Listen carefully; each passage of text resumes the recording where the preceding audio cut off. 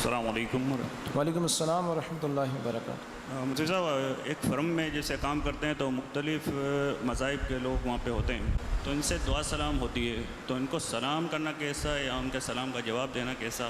سلام میں پہل نہ کریں، آپ ان سے سلام میں پہل نہ کریں، اور وہ جو سلام کہتے ہیں تو وعلیکم کہہ لیں۔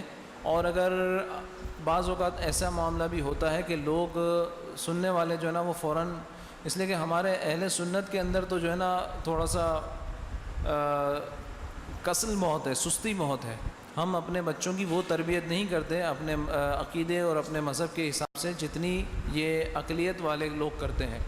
ان کے ہاں یہ چیزیں بہت اچھے طریقے سے سکھائی جاتی ہیں کہ اگر آپ خالی وعلیکم کہیں گے تو اس چیز کو ایک فتنہ بنا دیتے ہیں پھر وہ، کہ یار آپ لوگ یہ سمجھتے ہو، آپ لوگ وہ سمجھتے ہو۔ تو ایسی صورت میں کرامن کاتبین کی نیت سے وعلیکم السلام بھی اگر کہہ دیا تو یہ شرعاً جائز ہے۔